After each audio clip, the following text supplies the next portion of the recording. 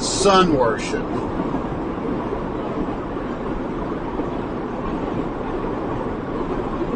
Because of the type of audience that this is, there are probably some among you who have, like myself, gone down the rabbit hole of attempting to parse out whether or not there's any truth or authenticity to the existence of a man named Jesus, and assuming this man did in fact exist,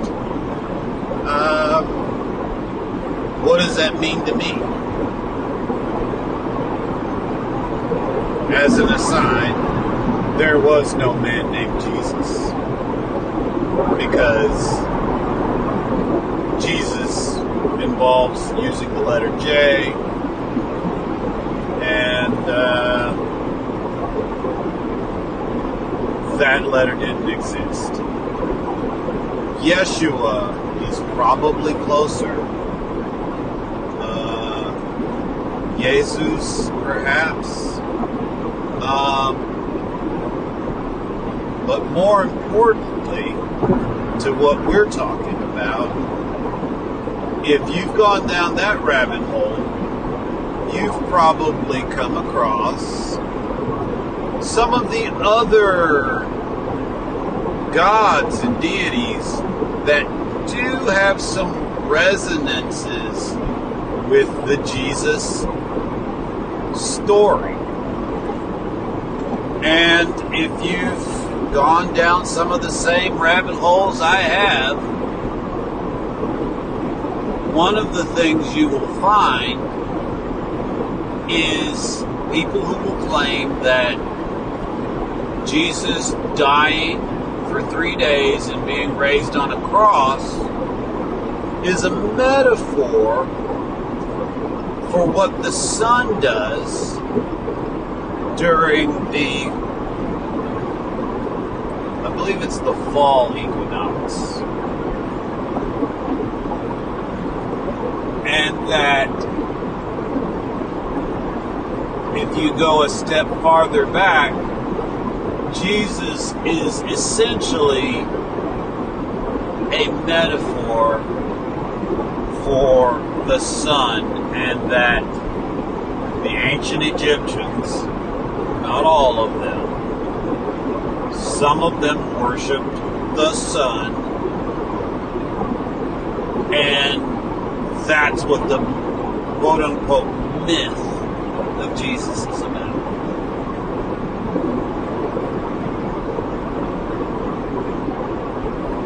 And at first glance, when I first heard that, I thought, how ridiculous. Worshipping the sun. What heathens.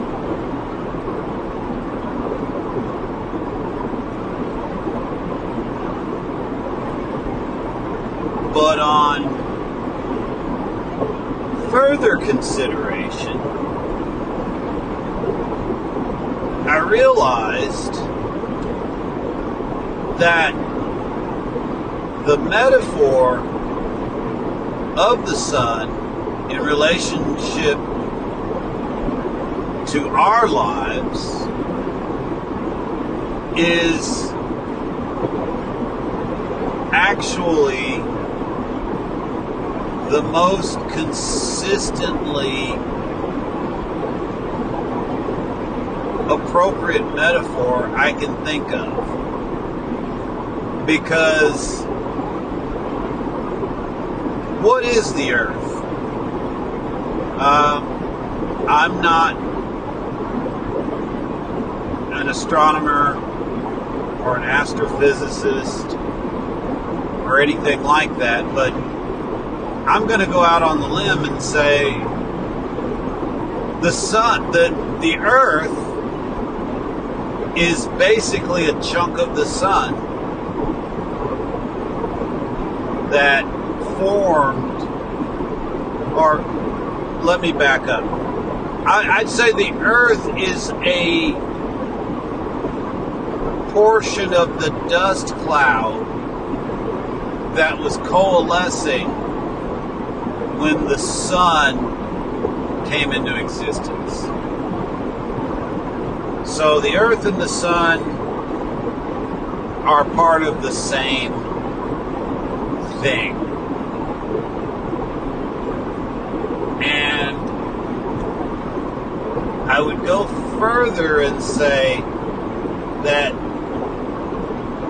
every single significant process that has ever occurred on this planet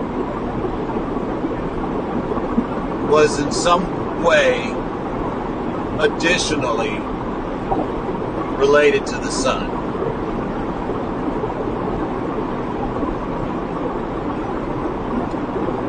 If you think of a God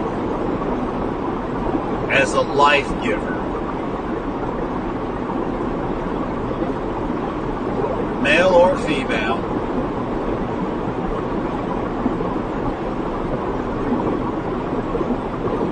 if you think of the gods as bestowing their goodness upon creation, there's no better example of a God bestowing its goodness on the earth than the sun. And so, as a metaphor for God, the sun's a pretty damn good one. In addition to that,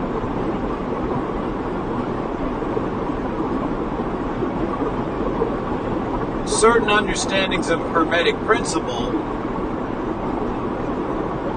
state that essentially all matter is conscious in some way. Maybe not the same kind of consciousness that we enjoy, but conscious nonetheless. And if you look at a great many long gone civilizations, and probably some that still exist now, you will find that a great many civilizations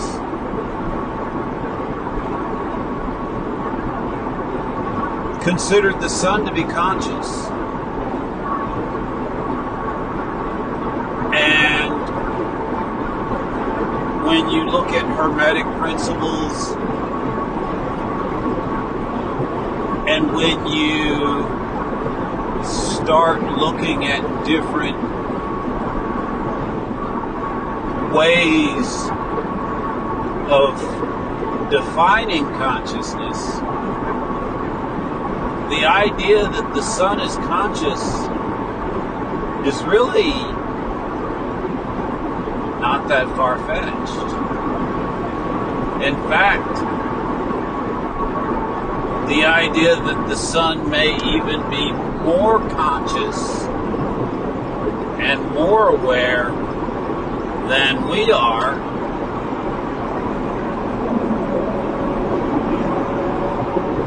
I'd say it's at least plausible. You know, we have a tendency, because we're human, to think of God or gods as looking like humans. But, you know, the Bible, interestingly enough, has written descriptions of what angels look like. And you get on YouTube and you might just type in biblically accurate angel. As a matter of fact, let me show you a few slides. Anyway, these don't look like people at all. Not even close. They don't even look like life as we know it on this planet. So, what does a God look like? And let me tell you, once you've given up the notion that a God needs to look like a human, and once you consider what a God is supposed to be able to do for its worshipers,